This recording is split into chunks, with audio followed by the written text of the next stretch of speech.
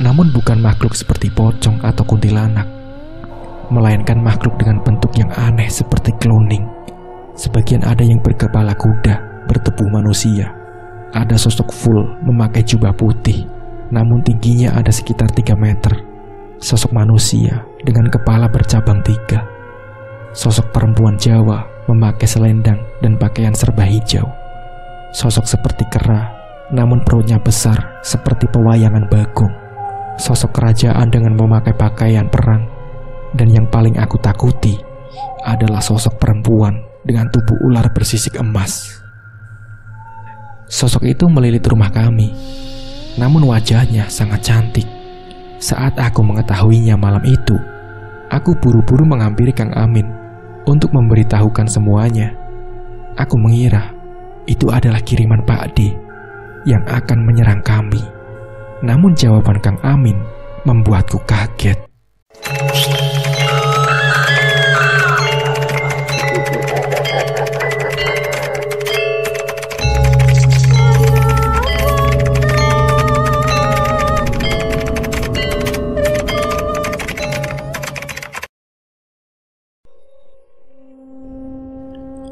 Bukan, itu jin di bawah kendaliku. Mereka mulai malam ini masih dalam tahap berjaga. Pada malam 1 Suro nanti, saat malam purnama, mereka akan terbebaskan untuk saling menundukkan satu sama lain dengan penjaga yang Pak D punya. Jika kamu tahu, pocong hitam itu adalah makhluk yang sangat setia pada tuannya. Begitupun kekuatannya yang cukup besar. Mereka semua yang di sini berniat untuk menundukkan para pengawal Pak D untuk menjadi anak buahnya. Jelas Kang Amin. Namun saat itu, aku sangat terkagum. Jika kalian saat itu bersamaku, jika kalian bisa melihat ada suatu perbedaan yang sangat ketara, kalian bisa merasakan bahwa bala tentara Kang Amin jauh lebih menyeramkan dan unik berkali lipat dibanding milik Pak D. Aku semakin yakin bahwa kami bisa melalui semua ini dengan aman. Aku hanya bisa membantu Bapak sebatas ini. Bapak berkali-kali lipat lebih hebat dari Kumin. Coba, kamu buktikan sendiri. Kamu keluar, dan kamu lempar batu ini ke arah luar. Perintah Kang Amin sambil memberikan sebuah batu. Tanpa banyak tanya, aku kembali membuka pintu, masih dengan pemandangan yang sama. Para makhluk halus unik itu. Aku kemudian melemparkan batu ke arah luar. Luar biasa.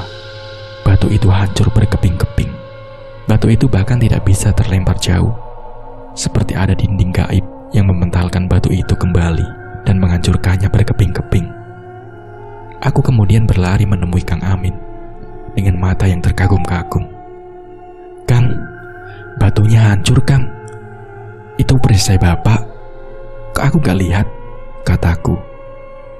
"Iya, tidak bisa, Min. Kamu tidak bisa melihat, bahkan aku saja tidak bisa. Hanya Bapak yang bisa. Tapi masing-masing dari kita juga sebenarnya sudah diberikan oleh Bapak, namun tidak terlalu kuat. Perisai Bapak itu bertujuan juga untuk menahan para jin di bawah kendaliku ini berbalik menyerang. Karena sejenak apapun, mereka hanyalah makhluk rendahan yang tidak bisa dan tidak boleh kita percayai. Sehingga Bapak berjaga-jaga jika suatu saat jin itu kembali berbalik untuk menyerang." Belum selesai Kang Amin berbicara, aku merasakan hawa menjadi sangat panas. "Pak," tanya Kang Amin kepada Bapak, "Banaspati, Pak Demu mengirimnya. Jangan keluar, diam saja di sini," perintah Bapak. Aku langsung lari mencari Tumi. Di mana dia? Aku melihat di kamar. Ia tidak ada. Aku cemas kala itu dan berlari ke Bapak. "Bapak, Tumi gak ada di kamar, Pak." Belum sempat Bapak menjawab, aku mendengar suara teriakan Tumi dari dapur belakang. Kami berlari menemui Tumi malam itu. Benar, Tumi ada di sana. Dengan posisi ia menangis mengatakan bahwa tubuhnya merasa panas, diikuti dengan asap yang keluar dari tubuh kecilnya. Sampai-sampai ia menggabiurkan air ke seluruh badannya. "Bapak, panas pak," katanya sambil terus menangis. Kemudian bapak kembali merapalkan mantra dan memungut sejumlah tanah di dapur, kemudian melemparkannya ke tubuh Tumi. Aneh, sangat aneh. Tanah yang mengenai tubuh Tumi itu mengeluarkan api. Terus bapak melemparinya dengan tanah yang sudah ia mantrai. Saat itu Pak Ramin sudah pulang karena ia sudah berhari-hari membantu kami di rumah. Tinggallah kami sekeluarga malam itu. Kembali pada Tumi, aku merasa sangat tercabik hatiku melihat kondisinya. Sampai-sampai aku mau mendekatinya dan memeluknya untuk menenangkannya. Namun, lagi-lagi Kang Amin mencegahku dengan alasan yang sama saat Pak Ramin mencegahku. Saat ini, Tumi masih terkena dampak santet karena kukunya masih dibawa oleh Pak D. Aku tidak boleh mendekatinya jika tidak ingin dampaknya mengenaiku juga. Sampai pada akhirnya, Bapak berhasil menghalau santet itu kembali. Namun, setelah Tumi pingsan, kini ganti bara api itu membakar tanah yang ada di belakang rumah. Dan akhirnya, dengan bantuan Kang Amin, api itu bisa padam. Aku sudah berusaha memadamkannya dengan menggabiurkan air, tapi sama saja, api tidak bisa padam. Karena memang itu bukanlah api biasa. Saat api itu padam, padamnya bukan yang tiba-tiba hilang, melainkan kobaran api itu berubah bentuk menjadi kepala manusia yang dikitari api. Kepala itu menunjukkan ekspresi marah, dan kemudian terbang kembali menuju rumah Pak D. Pak D-mu memang benar-benar sudah buta hati. Ia tahu kita memberikan perlindungan yang lebih. Oleh karenanya, ia memanfaatkan Tumi untuk membakar tubuh Tumi dan kemudian membakar habis kita semua. Kata-kata Bapak barusan terdengar sangat emosional. Ada rasa sedih, marah, dan kecewa yang bergabung menjadi satu. Tapi aku bersyukur hingga pada akhirnya usaha Bapak dan Kang Amin tidaklah sia-sia. Kami menggotong Tumi yang pingsan saat itu, hingga kemudian ia demam.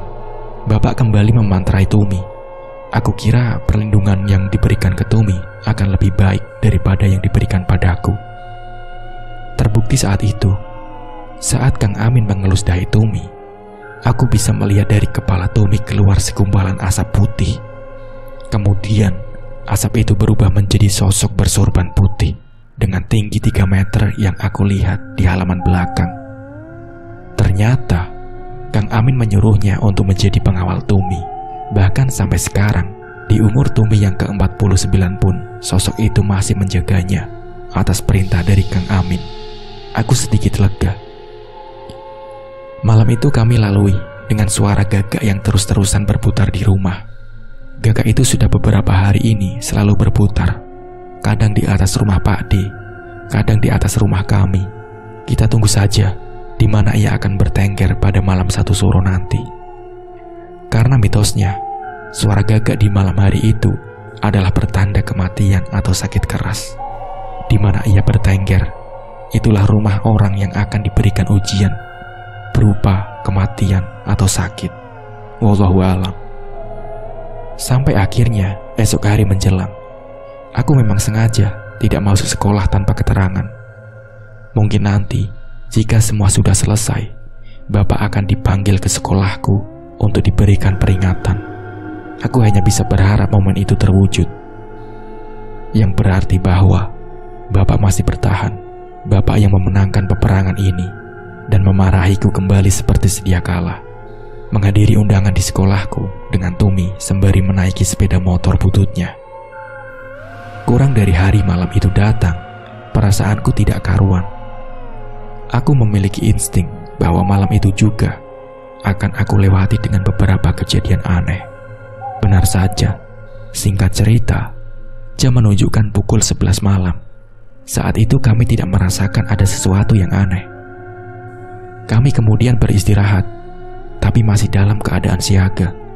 Kami tidur bersama di sebelah Mbok dan saudaraku yang masih terbujur kaku itu. Tiba-tiba, kami mendengar Mbak Ibah mengerang. Seperti orang sesak nafas. Kami langsung bangun dan menghampirinya. Mulutnya yang menganga itu kini dipenuhi dengan makhluk-makhluk menjijikan. Kelabang, kalajengking, ulat keluar dari mulutnya. Begitupun Mbok dan saudara kami yang lain. Setelah Mbak Ipah, mereka juga. Masih dengan posisi kaku seperti bambu, juga masih dengan mata membelalak putih dan perut yang menggembung. Aku tidak bisa menahan mualku dan kemudian muntah saat melihatnya. Tumi berteriak ketakutan saat itu. Aku benar-benar tidak bisa mendekat karena sangat menjijikan. Sampai akhirnya Bapak kembali merapal mantra bersama Kang Amin. Dari kejauhan aku melihat kelabang dan hewan lain yang mulai keluar itu kian semakin besar.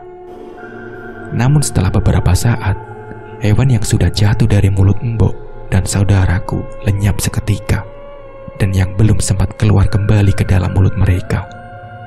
Mualku semakin menjadi-jadi saat melihat para hewan itu kembali ke mulut mereka. "Pak, kenapa? Kenapa dengan hewan itu?" tanyaku. "Itulah santet, berhubungan dengan hewan-hewan menjijikan. Jalan Pak Demu saat ini bisa menyentuh kita hanya melalui Tumi dan Embok serta saudara-saudaramu ini. Dia tidak bisa menyerang langsung karena rumah ini sudah ada penjaga. Namun, meskipun kini Tumi sudah ada penjaga, dia tidak sepenuhnya aman. Bagian tubuhnya masih dipegang Pak Demu. Jika sewaktu-waktu ia gagal melancarkan santet ini pada seluruh anggota keluarga, ia masih punya Tumi untuk menjadi satu-satunya korban. Untuk Embok dan saudara, Pak D masih memiliki kendali 50% karena jiwa mereka ada di genggamannya. Namun separuhnya lagi, 3 saudara Bajangmu lah yang mengamankan Mbok dan saudaramu dengan masuk ke rumah putih itu, meskipun masih dalam posisi kaki terantai. Jelas Bapak. Aku semakin tidak sabar untuk menantikan malam 1 Suro. Besok malam akan terjawab siapa yang akan menyentuh garis finish. Pagi kini menjelang, menandakan akhir dari bulan besar dalam hitungan kalender Jawa, hari ke-29, dan besoknya adalah awal bulan baru, yaitu 1 Suro. Setelah kejadian semalam, aku tidak bisa tidur, memikirkan bagaimana nanti malam akan berlangsung malam 1 Suro. "Kang, tidak apa-apa kan? Pasti kita bisa kan?" tanyaku. "Insya Allah, hidup mati kita pasrahkan kepada Allah Subhanahu wa Ta'ala. Kita hanya bisa berusaha untuk yang terbaik," jawab Kang Amin. "Tapi Bapak, sudah berhari-hari ia bertapa, tidak makan minum. Tubuh tuanya kini terlihat semakin lemah." Sore menjelang azan maghrib berkumandang, kami tidak ke surau. Bukan semua warga, tidak ada yang berani ke surau yang berjarak hanya 6 meter dari rumahku. Karena yaitu, mereka takut akan kejadian yang menimpa keluargaku. Bahkan Pak Ramin lah beberapa hari ini yang mengumandangkan azan karena yang lain tidak ada yang berani. Samar-samar dari balik jendela, aku selalu melihat ke langit. Bagaimana bulan hari ini? Apakah benar akan purnama tepat di puncak malam? Aku menunggu dengan Tumi, sesekali mengecek keadaan mendung sore itu, sehingga bulan hanya tampak separuh.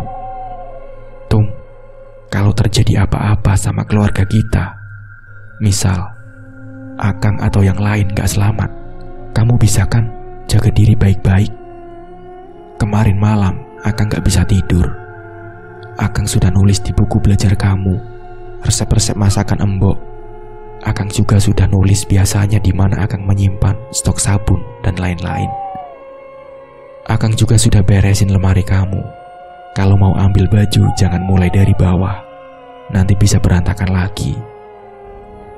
Aku bahkan tidak bisa melanjutkan kata-kataku. Air mataku bercucuran, begitupun Tumi. "Tum, maafin Embok ya, yang setiap hari selalu mengomelin kamu. Maafin Bapak yang setiap kamu ajak ke lombamu gak bisa datang karena harus cari uang. Maafin Kakang dan Bayumu, semuanya kalau gak bisa nepatin janji buat main terus sama kamu, buat terus jagain kamu kataku terisak. Tumi hanya diam, menangis, dan menggeleng-gelengkan kepalanya. Sampai akhirnya Bapak merangkul kami dari belakang. Bukan seharusnya kamu yang minta maaf, Le. Maaf kalau Bapak selama ini gak jujur sama kalian. Bapak berusaha baik-baik saja agar kalian tidak khawatir. Kalian aman. Kalian bisa terus melanjutkan cerita kalian. Lukis kisah yang baik dengan berbagai warna. Jangan berhenti untuk terus berbuat baik. Meskipun kalian bukan orang baik, tetap menjadi orang yang bermanfaat dimanapun kalian berada. Ya, Le, kata Bapak. Aku terkejut. Hatiku sangat hancur. Aku masih tidak mengerti apa maksud Bapak. Namun aku bisa merasakan kalimat Bapak itu mengandung sebuah kalimat perpisahan. Seakan-akan itulah kalimat terakhir yang bisa Bapak sampaikan. Bapak, ada apa? Tanyaku terus memeluknya. Gak apa-apa, jawabnya. Lembut seperti Bapak yang ku kenal. Namun peluk Bapak malam itu sangatlah erat.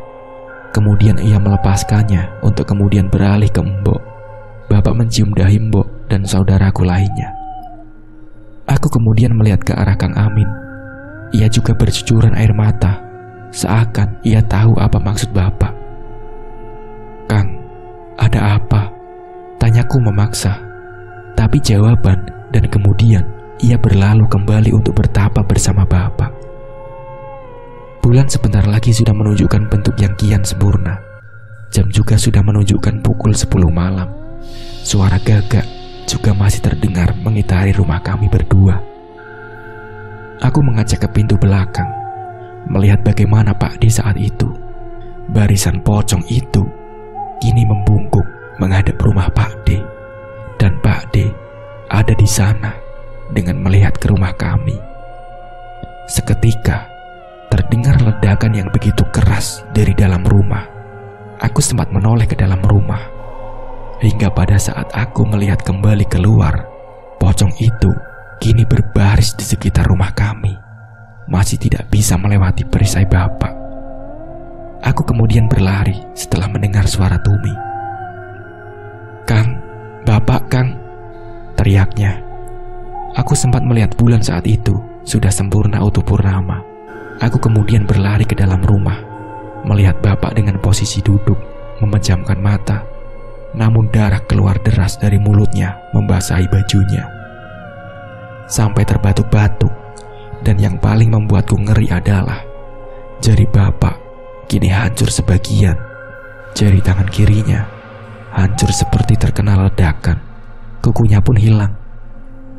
Pak, sudah, cukup, biar aku saja. Kang Amin lantas membantu kian ekstra. Saat Kang Amin menggantikannya, Bapak sudah tidak sadarkan diri, tapi ia masih bernapas. Aku segera mengambil kain untuk menghentikan pendarahannya sebisa mungkin. Raut wajah Kang Amin terlihat sangat kesulitan saat ia bertapa. Dan kemudian lagi terdengar ledakan. Kali ini arahnya dari luar. Aku meninggalkan Tumi, berpesan padanya untuk terus menekan pendarahan Bapak. Aku mengecek kembali dari balik pintu belakang. Kini, semua makhluk yang tadi menjaga rumahku kini beralih ada di rumah Pak D. Ledakan tidak sekali dua kali, tapi berkali-kali terdengar dari dalam rumah Pak D. Sampai suara Pak D pun terdengar. Setan, kue setan. Terdengar teriakan yang kian terdengar seperti orang kesakitan. Setelah memastikan kini serangan berbalik arah, aku kembali lagi ke dalam rumah. Dan kini kudapati Mbok dan keempat saudaraku terbangun dengan mata normal, tapi masih seperti orang yang sesak nafas. Tubuhnya sedikit demi sedikit telah lemas, dan sampai akhirnya mereka kembali sadar, terbatuk-batuk dan langsung menemui Bapak. Tangisanku kian pecah. Aku kembali melihat situasi yang terjadi di luar. Teriakan istri Pak D juga sangat nyaring terdengar. Sampai pada akhirnya semua makhluk aneh itu kini lenyap. Pocong hitam itu lenyap. Dan malam itu baik Bapak maupun Pak D tidak sadarkan diri. masih belum ada yang menang ataupun kalah. Aku langsung menemui Kang Amin untuk meminta penjelasan apa yang terjadi. Namun Kang Amin meresponnya dengan air mata dan buru mengecek Bapak. "Alhamdulillah," kata Kang Amin. "Kenapa, Kang? Bapak kenapa?" tanyaku terisak. "Bapak bagi tugas denganku dan Bapak mengambil bagian yang paling resiko. Bapak berniat melenyapkan kuku Tumi dari tangan Pak D agar Tumi aman. Jiwa Bapak sendiri yang kesana, bukan perantara orang lain atau makhluk lain. Dan itu sangat beresiko karena Bapak secara tidak langsung berhadapan dengan kodam Pak D. Setahuku, pilihannya hanya ada dua. Bapak akan mati dengan menukar jantungnya dengan barang milik Pak D, kuku Tumi secara sukarela, atau Bapak bisa melawan penjaga Pak D, meskipun Bapak harus terluka alias melindungi diri sendiri. Dan itu juga beresiko Bapak seperti sekarang. Aku masih bersyukur Bapak tidak apa-apa, meskipun jarinya hancur. Dan tugasku saat penjaga Pak D melawan Bapak, aku harus mengambil alih untuk menyerang dengan mengendalikan jin itu. Sampai akhirnya jin itu berhasil mengambil penjaga Pak D yang merupakan sudah menjadi bagian dari dirinya. Bisa dibilang Pak D saat ini tidak sepenuhnya hidup, tapi juga tidak mati. Termasuk pocong-pocong itu kini sudah tidak ada. Bapak dan Pak D sama kuatnya, jelas Kang Amin. Aku setidaknya lega. Setidaknya santet ini sudah hilang. Hingga akhirnya kami semua saat ini merawat Bapak yang 3 hari tidak sadarkan diri. Kami mendatangkan mantri dari luar desa untuk mengobati tangan Bapak. Begitupun suami Mbak Ipah. Kini ia kabari untuk datang ke rumah. Setelah semua aman, kami berkumpul. Setelah beberapa hari Bapak tidak sadarkan diri, kini ia sadar. Ia baik-baik saja, namun dengan kondisi tangan yang maaf sudah cacat. Sampai akhirnya kami semua lega melihat bagaimana kondisi Bapak saat itu. Kondisi kami semua juga semakin membaik. Baru saja sadar, Bapak langsung bertanya ke Kang Amin. "Bagaimana Pak D-mu?" tanya Bapak.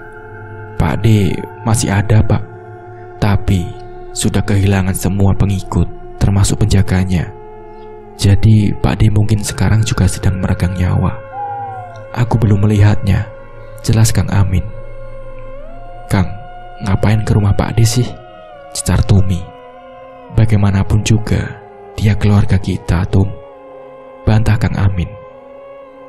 Ada raut wajah lega Bapak pagi itu, tapi aku lupa memberitahu sesuatu, bahwa aku melihat burung gagak di malam 1 suro itu bertengger di atas rumah Pak D. Namun, karena kondisi saat itu sudah kembali membaik, aku tidak mengatakannya pada siapapun. Aku hanya diam dan memendamnya sendiri sampai sekarang, karena dapat kulihat dengan jelas pada manik mata Bapak. Begitu sayangnya ia pada kakak yang sudah menjahatinya itu.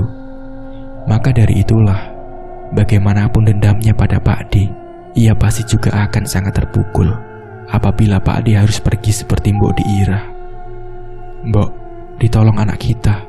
Tiba-tiba Bapak memecah keheningan dengan bertanya pada Mbok. "Iya Pak, mereka tumbuh dengan baik, menjadi anak yang baik di sana.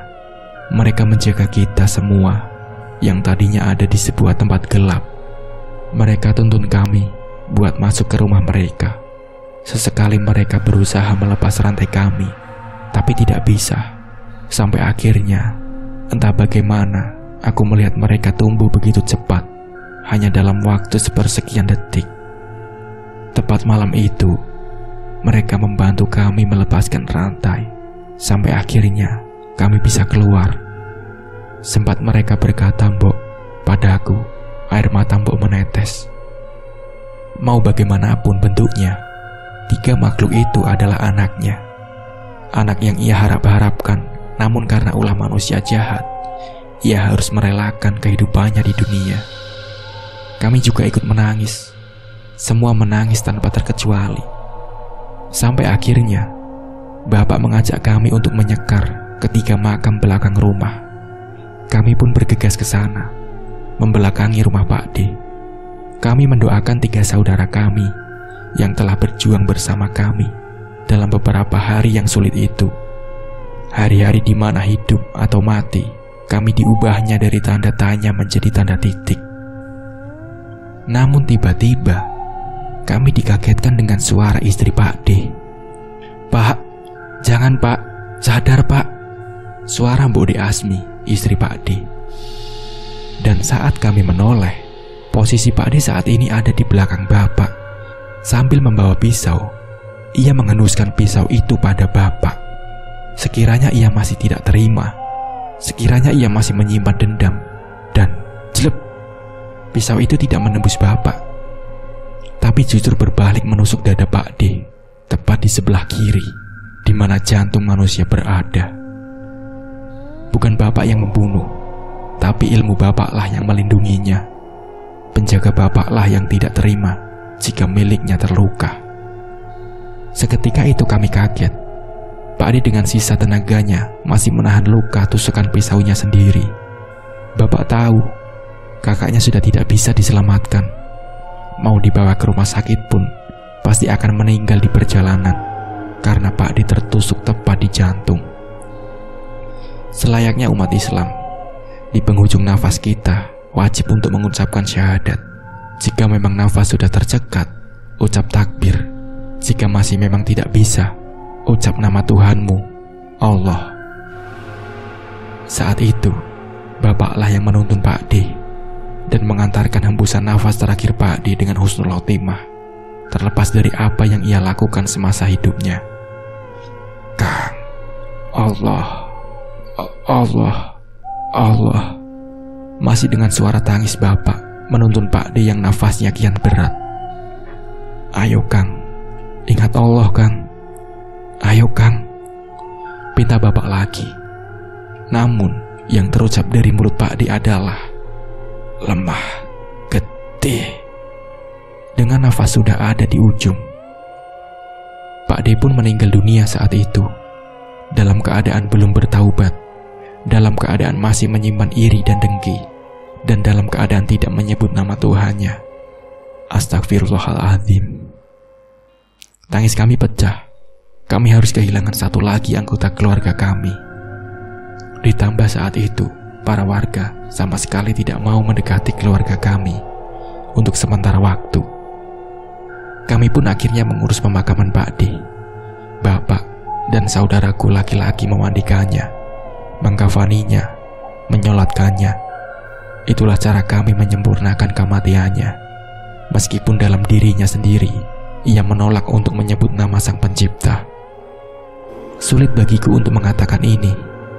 Saat aku turut memandikan jasad Pak D, aku melihat asap keluar dari tubuhnya. Dan menurutku itu adalah sisa-sisa ilmu hitamnya yang keluar dari raga yang sudah tidak bisa mereka jadikan inang itu. Saat asap itu keluar, tubuh Pak D semakin kurus dan tinggal tulang dan kulitnya saja. Namun, perutnya kini membesar seperti busung lapar. Persis dengan kondisi embok dan saudaraku yang terkena ilmu santet Pak D, pring sedapur. Dan aku rasa ilmu itu justru kini berbalik padanya di akhir hayatnya. Kami pun mengantarkan Pak D ke pemakaman, dibantu dengan Pak Ramin dan beberapa teman Bapak yang bisa dibilang berisi juga, sehingga mereka tidak menakutkan apa yang warga takutkan. Singkat cerita, pemakaman telah usai. Kami telah melakukan tugas kami sebagai keluarga Pak D untuk terakhir kalinya. Karena Pak D tidak memiliki keturunan, sehingga ia meninggalkan istrinya kini sebatang kara. Karena setiap istrinya hamil, Pak D akan menggunakan janin itu sebagai persembahan untuk ilmu hitamnya. Dan Bu De Asmi tak berani jika harus melawannya. Mbak, sementara mau tinggal dengan kami? Tanya Bapak yang duduk di samping kakak iparnya itu. Enggak, Le. Aku gak pantas menerima ini semua dari kamu sama anak cucumu. Mbok De terisam, tangisnya semakin pilu. aku mendengar percakapan keduanya siang itu dari balik pintu. "Maafin kakangmu ya, Le. Maafin semua kesalahan kakangmu yang sudah membuat keluargamu menderita. Mau bagaimanapun kakangmu pernah menyayangimu seperti anaknya sendiri," katanya masih terisak. "Apa Mbak? Apa yang menyebabkan Kang Diran jadi pribadi yang gelap hati seperti ini?" tanya bapak masih sulit baginya untuk mengontrol emosi agar terlihat tegar. Air matanya terus menetes, mengingat harus kehilangan dua kakak kandungnya hampir dalam waktu yang berdekatan. "Dulu, sepeninggal bapakmu, kakangmu mengalami masa-masa sulit.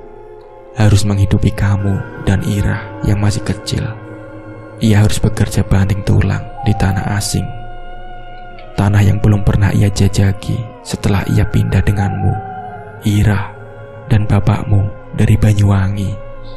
Dan semua tanah di Madiun ini adalah tanah peninggalan dari ibumu sebelum ia ikut ke Banyuwangi, menetap di sana dan meninggal di sana. Setelah ibumu meninggal, bapakmu membawa kalian ke sini untuk tinggal di tanah milik ibumu. Sampai akhirnya tidak ada seminggu bapakmu meninggal dalam keadaan disantet oleh dukun yang pernah mati di rumpun bambu itu. Kakangmu dendam. Akhirnya ia mempelajari ilmu hitam ini, dan kematian dukun itu juga merupakan salah satu ulah dari kakangmu yang membalaskan dendam. Ia bahkan sampai rela mengorbankan janin yang ada di perut istrinya, anak kandungnya sendiri, agar ilmunya semakin sempurna. Semakin tinggi ilmu-ilmu hitam juga akan semakin merubah pribadi seseorang. Yang tadinya orang itu baik, pasti lama-kelamaan akan luntur karena tuntutan ilmu itu yang selalu merasa kurang karena bisikan iblis. Sampai akhirnya ia merasa bahwa ia harus menguasai seluruh tanah peninggalan ibumu. Dan mudah baginya untuk menyingkirkan Ira, tapi sulit baginya untuk menyingkirkanmu, karena ia tahu saat masa kecilmu kamu sudah sering terikat di Banyuwangi sana. Makanya ia melakukan tipu muslihat dengan menggunakan periks dapur ini. Aku sudah berusaha menghentikannya, namun lagi-lagi aku tidak berani jika harus melawan kakangmu. Ia juga kesusahan saat menghadapimu, apalagi Amin. Ia pernah berkata bahwa mudah baginya melenyapkanmu, tapi karena ada presensi Amin, ia susah menghadapinya. Oleh karena itulah jika kamu sadar, Pak Demu tidak pernah berani sekalipun menyentuh Amin. Jelas Bode Asmi kala itu. Memang benar, jika kalian menilik kembali cerita ini dari awal, adakah kalian menemukan bahwa Pak De berani menyakiti atau menyentuh Kang Amin secara langsung? Tidak. Mungkin yang bersentuhan dengan Kang Amin adalah jin yang ditaklukkan olehnya melawan penjaga Pak De, bukan Pak De sendiri yang menyentuhnya. Kang Diran dulu bukan orang seperti ini, Mbak. Baik saat kami masih di Banyuwangi atau sudah ada di sini, dia sosok yang sangat baik, penyayang, bahkan sosok pengganti bapak terbaik yang kami miliki. Sepeninggal bapak, memang kita hidup sulit. Kang Diran harus membanting tulang menghidupi kami. Namun, aku memang merasa Kang Diran mulai berubah setelah setiap malam ia selalu bertapa di rumpun bambu itu. Aku menyadari bahwa dirinya mengisi tubuhnya, tapi aku tidak mengira jika itu akan berwujud hitam hingga sampai ia mengabdikan diri pada ilmu bejat seperti ini. Mulai saat itu, ia menjadi pribadi yang temperamen, tidak lagi memperhatikan kami, sehingga Mbak Ira dan aku harus putus sekolah untuk kami mencari makan sendiri. Karena Kang Diran sudah mulai hanya fokus pada dirinya dan mengabaikan kami. Jelas bapak, agaknya ia sudah bisa mengontrol emosinya. Terlihat dari nada bicaranya yang semakin tegar. Hari itu adalah hari di mana kami harus kehilangan dan menemukan kembali apa yang hilang. Kami kehilangan Pak De, tapi kami kembali menemukan Bode Asmi sebagai satu kesatuan keluarga.